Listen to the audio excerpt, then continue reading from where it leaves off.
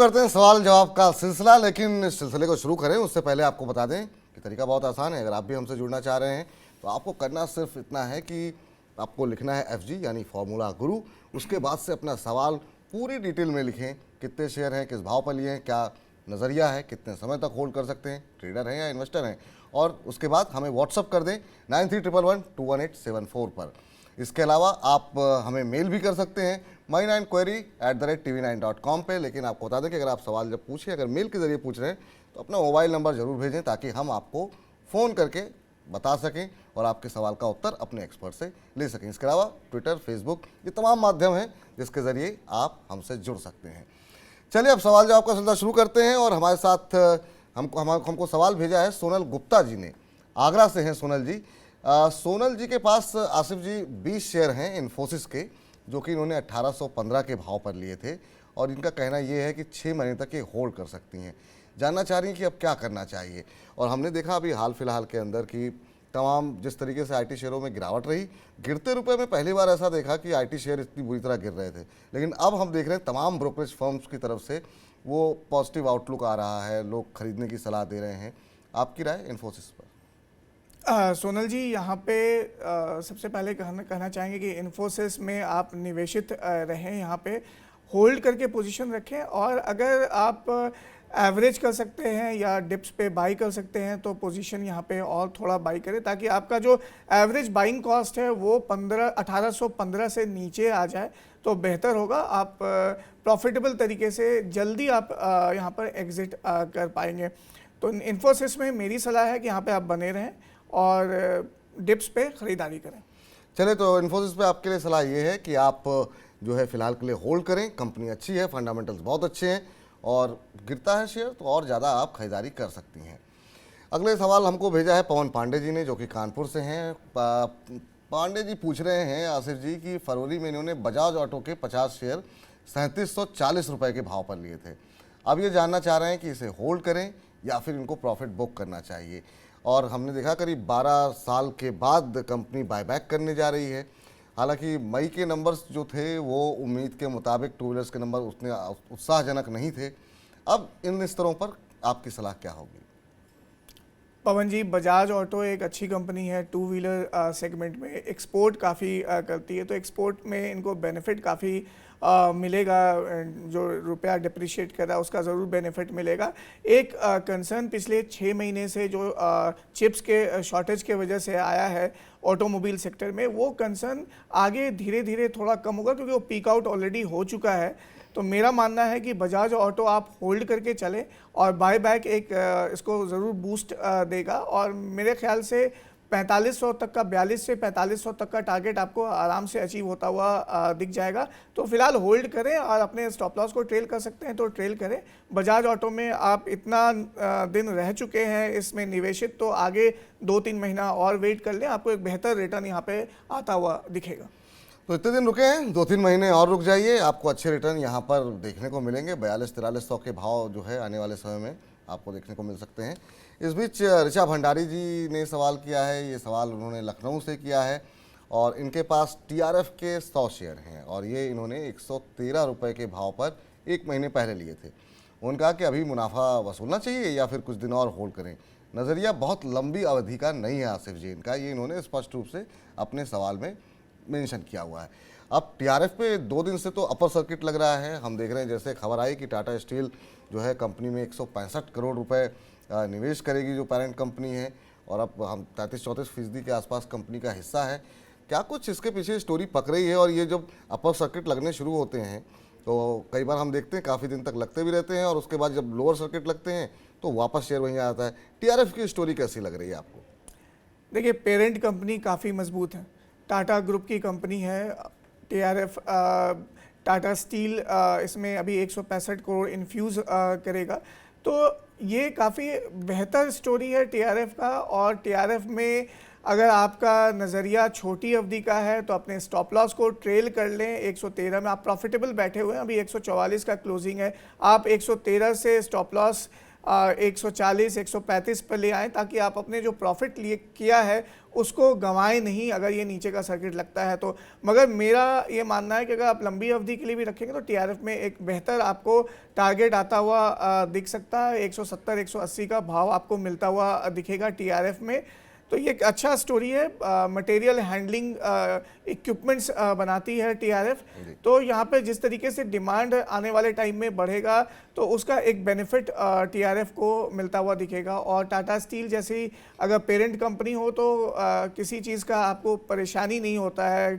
Company में fund, working capital, किसी चीज़ की दिक्कत नहीं है। तो टीआरएफ में आप निवेशित रहें, छोटी अवधि के लिए स्टॉप लॉस को ट्रेल करें, अपने मुनाफे को जाने मत दें। अपने मुनाफे को जाने मत दें, प्रॉफिट को ट्रेल करें और 170 180 तक, यानी कि आपके भाव से तो करीब 65-70% तक का आपको रिटर्न मिल सकता है आने वाले दिनों में। तो बने रहिए, फिलहाल होल्ड करने की सलाह है। फारिहा शेख जी हमारे साथ, उन्होंने सवाल भेजा है, अजमेर से उन्होंने अपना सवाल भेजा है और इन्होंने LIC पर सवाल किया है और लगातार ये शेयर चर्चा में है। हम लोग अपने अलग अलग कार्यक्रमों के माध्यम से लगातार LIC की चर्चा कर रहे हैं आसिफ जी, और लोग बहुत परेशान हैं। इन्होंने 35 शेयर IPO में लिए थे, मेरे ख्याल से 949 रुपये के भाव पर ही लिए हैं और लगातार नुकसान में हैं। उनका आप होल्ड करें या फिर नुकसान बुक करें। अब जो एंकर इन्वेस्टर्स हैं वो, उनकी जो लॉक इन डेट थी वो 13-14 तारीख को पूरी हो रही है। अब डर ये है कि वो लोग जब अपने पैसे निकालेंगे तो शेयर का भाव कहाँ जाएगा। नतीजे अच्छे नहीं रहे, उसके बाद गिरावट, अब इस तरह की खबरों की वजह से गिरावट। जिन लोगों ने पैसे लगाए थे, सबसे भरोसेमंद नाम जो है लोगों को बिल्कुल बेसहारा कर गया। अब क्या करना चाहिए LIC में?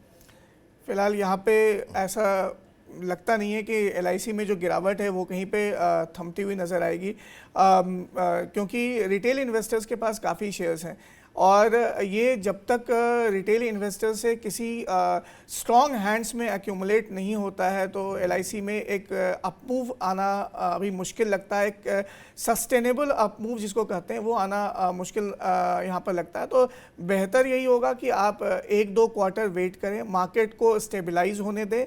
अगर आप निवेशक हैं तो वेट करें, अगर नहीं हैं तो अपना एक स्टॉप लॉस 700 का रख करके यहाँ पर निकल जाएं और नीचे लेने के लिए 50 पॉइंट 100 पॉइंट नीचे आप लें और उसमें एक ट्रेड कर लें ऊपर की तरफ। मगर अगर आप निवेशक हैं तो वेट करें और नीचे यहाँ पे और एक्यूमुलेट करने का और बाइंग करने की कोशिश करें ताकि एक एवरेज बन जाए और आप एक बेहतर प्राइस पर निकल पाएँ। 2-3 क्वार्टर आपको LIC को देना पड़ेगा जब यहाँ पर स्ट्रॉन्ग हैंड्स इस पूरे शेयर्स को एक्यूमुलेट कर लेगा, रिटेल इन्वेस्टर्स के हाथ से निकल के बड़े निवेशक के पास चला जाएगा। लेकिन बहुत लोग ये भी सवाल भेज रहे हैं कि हमने ऑलरेडी काफ़ी एवरेजिंग कर ली है, लोगों को उम्मीद थी LIC का शेयर गिरेगा नहीं, नीचे आया और ख़रीद लिए, फिर नीचे आया और ज़्यादा ख़रीद लिए, लेकिन अब लोगों को लग रहा है और कितना खरीदें और कब तक खाली LIC में ही पैसे लगाएं। क्योंकि LIC में सारे रिटेल निवेशकों ने यहाँ पे एवरेजिंग कर लिया। अभी तक कहीं से भी अगर आप देखें, टेक्निकली भी अगर चार्ट उठा के देखेंगे, बाइंग कहीं पर भी एक सस्टेन्ड बाइंग नहीं आया है। तो एवरेज इस तरीके से ना करें कि हर 5 रुपये नीचे आप एवरेज करते चलें। एवरेजिंग आप 50-100 रुपये नीचे का एवरेजिंग और थोड़ा थोड़ा शेयर्स लें। और इम्पॉर्टेंट चीज़ है कि जहाँ से ये टर्न अराउंड ले, ऊपर की तरफ मूव करना शुरू करे तो बाइंग करना ज़्यादा बेहतर है बनिस्बत कि आप गिरते हुए चीज़ों को पकड़ें। तो एक कहावत है कि गिरते हुए छुरी को पकड़ेंगे तो हाथी कटेगा, तो आप गिरते हुए चीज़ों को ना पकड़ें। जब वो टर्न नीचे से ले ले एक ऊपर की तरफ तो वहाँ पे आप बाइंग इनिशिएट करें। चलिए, तो अब जब लगे कि थोड़ी स्थिरता आ रही है, थोड़ी रिकवरी आ रही है, तब आप इस शेयर में दोबारा खरीद कर सकते हैं। लंबी अवधि का नज़रिया रखें, कम से कम 3-4 क्वार्टर का, जैसा अभी आसिफ जी ने बताया कि थोड़ा धैर्य रखना पड़ेगा, क्योंकि यहाँ पर जब तक कोई मजबूत हाथों में LIC नहीं जाती है, बड़े इन्वेस्टर्स नहीं आते हैं, तब तक यहाँ पर रिकवरी थोड़ी सी मुश्किल लग रही है। चलिए, गर्मी में चलते हैं शिमला। मनोज कुमार जी का सवाल लेते हैं, शिमला से इन्होंने भेजा है। सोना BLW के 50 शेयर इन्होंने लिए हुए हैं और ये शेयर इन्होंने 800 के भाव पर लिए हैं। लॉन्ग टर्म का इनका नज़रिया है मनोज जी का। अब ये कह रहे हैं कि मैं क्या करूं, होल्ड कर सकता हूं, बने रहूं या फिर निकल जाऊं। हालांकि इनके भाव ये तो अभी फ़िलहाल जो है प्रॉफिट में ही है। मनोज जी, क्या कुछ सलाह रहेगी? सोना BLW पे ऑटोमोटिव कंपनी है और अपने क्षेत्र की एक तरीके से देखें तो एक नया, एक खासतौर से रिन्यूएबल एनर्जी का जो मामला चल रहा है इसको लेकर के लगातार बैटरी से लेकर तमाम चीज़ों की बातचीत हो रही है। अब अभी 600 के आसपास है, रिकवरी आई है लेकिन इनके भाव से काफ़ी नीचे है। अभी 800 पे इन्होंने लिया है, अभी 600 के आसपास चल रहा है। मेरी सलाह इसमें मनोज जी को ये होगी कि सोना BLW को होल्ड करके चले। जिस तरीके से ऑटोमोबाइल में एक मोमेंटम देखने के लिए मिल सकता है आने वाले टाइम में, ख़ासतौर पे EV को लेकर के, या फिर आगे और भी चीज़ें यहाँ पे होती हुई दिखेंगी, तो उसका बेनिफिट सोना BLW को ज़रूर मिलेगा। और ये 800 से ऊपर ये 1000 तक का भाव आता हुआ दिख सकता है। मार्केट में स्टेबलाइजेशन होना चाहिए, मार्केट में स्टेबिलिटी आना चाहिए, और उस स्टेबिलिटी के लिए आपको वेट करना होगा, थोड़ा इंतज़ार करना होगा सोना BLW के साथ, अगर आप निवेशक हैं तो। अगर आप ट्रेड करके अपने एवरेज को कम करना चाहते हैं तो नीचे 532 के आसपास यहाँ पे बाइंग कर सकते हैं। एक अच्छा सपोर्ट लेवल है 532 का, और 600 650 के लेवल पे आप एग्जिट करके उसमें एक ट्रेडिंग पोजीशंस ले सकते हैं, ताकि आपका कैश फ्लो भी बना रहे। और लंबे अवधि का जो शेयर है उसको आप होल्ड करके रखें। 800 के ऊपर निकलता है, 1000 तक का टारगेट इसमें लंबे अवधि में, 1 साल की अवधि में देखने के लिए मिल सकता है।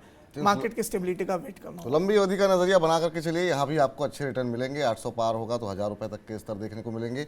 और बाकी एक ट्रेडिंग का जो नजरिया है वो आपको बता ही दिया आसिफ ने कि 532 के आसपास खरीदें, 600-625 के आसपास निकल जाएं।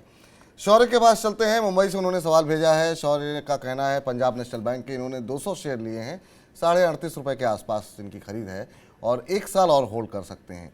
वो जानना चाहते हैं कि अब क्या करें। हम देख रहे हैं तमाम बैंक लगातार गिर रहे हैं, और इसी हफ्ते हमने देखा 4% के आसपास की गिरावट निफ्टी बैंक में देखने को मिली। क्या कुछ सलाह रहेगी बैंकिंग शेयरों पर ओवरऑल, क्योंकि बढ़ते ब्याज दरों के माहौल में अब कहाँ जाता हुआ देख रहे हैं आप ओवरऑल बैंकिंग सेक्टर पर आपकी राय, और फिर PNB? विपुल जी, बैंकिंग सेक्टर की बात करें तो सबसे ज़्यादा परेशानी जो होता है वो बैंकों को होता है जब इकोनॉमी में ग्रोथ नहीं देखने के लिए मिलता है। तो सबसे ज़्यादा अगर पिटता भी है तो बैंकिंग सेक्टर पिटता है। यहाँ पे बढ़ते हुए ब्याज दर का जो खामियाजा है वो बैंकिंग स्टॉक्स को यहाँ पर ज़्यादा झेलना पड़ेगा। उसमें से भी जो वीक बैंक हैं, जो कमज़ोर बैंक हैं, उनको ज़्यादा यहाँ पर परेशानी होती हुई दिखेगी। पंजाब नेशनल बैंक को लेकर के मेरा मानना ये है कि पुल बैक रैली अगर आता है तो आप इससे एग्ज़िट कर लें। 37-38 रुपये के आसपास आपको पुल बैक रैली में मिल जाएगा, वहाँ पे आप एग्ज़िट करें। एग्ज़िट करके किसी बेहतर बढ़िया बैंक में, अगर बैंकिंग सेक्टर में ही रहना है तो आप लीडर्स के पास जाएं। SBI में आप निवेश करें गिरावट में, या आप HDFC में रहें, इंडसइंड बैंक में रहें। PNB को अवॉइड करें, क्योंकि PNB में 40 का ऊपर और नीचे 30, इसी रेंज में काफ़ी दिनों से घूमता हुआ नज़र आ रहा है। तो यहाँ पे काफ़ी बुलिश सिनेरियो तो नहीं है, एक रेंज बॉन्ड ट्रेडिंग रेंज में है, तो इस रेंज के अंदर ही आप इसमें ट्रेड करके निकलें या पुल बैक में एग्जिट करें। कोई भी रैली मिले आपको तो आपके लिए शौर्य निकलने में ही जो है सही तरीका आपका ये होगा कि आप कोई भी रैली में निकल जाएं। ज़्यादा शौर्य इस कंपनी के साथ, इस शेयर के साथ ना दिखाएं, नुकसान उठाना पड़ सकता है। चलिए आप धीरे धीरे कार्यक्रम को समाप्त करने की ओर बढ़ रहे हैं। आसिफ जी, आपने फॉर्मूलाज बताए हमारे दर्शकों को कि कैसे कंपनी चुननी चाहिए, और आप गुरु हैं तो आपको उन फॉर्मूलाज के बारे में ज़्यादा अच्छे से पता होगा। तो आपने उसका इस्तेमाल करके कुछ एक कंपनियां तलाशी हैं क्या जो आप हमारे दर्शकों को रिकमेंड कर सकेंगे? विपुल जी, 2 कंपनी है यहाँ पे। एक वेदांता लिमिटेड, VEDL करके आपको स्टॉक मिलेगा, 300 के भाव पे चल रहा है अभी। इसका मेजर रीज़न है आपको एक बढ़िया डिविडेंड यील्ड मिलता है इस कंपनी में। 31-32 रुपये का साल में आपको डिविडेंड मिलता है। पिछले साल का अगर आप रिकॉर्ड उठा के देखें तो 31 रुपये का डिविडेंड, 10% के आसपास डिविडेंड यील्ड है, जो कि आपके बैंक FD से बेहतर यहाँ पे है। प्रोमोटर काफ़ी अच्छे हैं। और दूसरी बात, कमोडिटी प्राइजेस जिस तरीके से बढ़े हैं, स्पेशली क्रूड का प्राइस या आयरन ओर प्राइजेस की बात करें, तो इसका सीधा सीधा जो बेनिफिट है, बाकी जितने भी मेटल्स हैं, नॉन फेरस मेटल्स का किंग माना जाता है वेदांता को, तो ये सारे मेटल के प्राइजेस जो बढ़े हैं उसका फ़ायदा वेदांता को मिलेगा। तो वेदांता एक स्टॉक है जहाँ पे आप ख़रीदारी करें, लंबे अवधि में बेहतर रिटर्न मिल सकता है। ITC आपके पोर्टफोलियो में स्टेबिलिटी, दूसरा स्टॉक ITC है। लोग नहीं ले रहे हैं ITC, बोलते हैं कि ITC चलता नहीं है, मगर मेरा मानना है कि ITC एक अच्छा स्टॉक है जहां पे आपको 5.5% के आसपास का डिविडेंड यील्ड 4% के आसपास अभी डिविडेंड यील्ड आपको मिल जाता है। 11 रुपये पर शेयर का डिविडेंड आता है। साथ में कंपनी की का जो वर्टिकल्स है वो डाइवर्सिफाइड वर्टिकल्स है, एफएमसीजी से लेके होटल हो गया, चाहे आपको आईटी हो गया। इनके डीमर्जर से अगर आपको डीमर्जर होता हुआ दिखता है आने वाले टाइम में, तो एक वैल्यू अनलॉकिंग इसमें होता हुआ दिखेगा। चलिए, 2 कंपनियों में निवेश की सलाह आपको दी गई है, आईटीसी और वेदांता। ये आने वाले समय में आपको बेहतर रिटर्न दे सकती हैं। फॉर्मूला ग्रुप को आप समाप्त करते हैं। चलते चलते कोई डिस्क्लोजर आसिफ जी आपकी तरफ से? विपुल जी, डिस्क्लोजर ये होगा कि ये जो स्टॉक्स हमने रिकमेंड किए हैं ये हमारे क्लाइंट्स के पोर्टफोलियो में हो सकता है। बहुत बहुत शुक्रिया, बहुत बहुत धन्यवाद आसिफ जी, आज के हमारे इस कार्यक्रम में शामिल होने के लिए, हमारा फॉर्मूला गुरु बनने के लिए, हमारे दर्शकों को बहुत सारी अच्छी अच्छी बातें बताने के लिए, ताकि उनके नुकसान कम हो और आने वाले दिनों में अच्छा मुनाफा भी हो। फॉर्मूला गुरु को यहीं समाप्त करते हैं, लेकिन आपकी जेब से जुड़ी तमाम बड़ी खबरें, तमाम महत्वपूर्ण खबरें लगातार मनी 9 प्रकाशित कर रहा है, प्रसारित कर रहा है। बने रहिए मनी 9 के साथ। फिलहाल के लिए नमस्कार।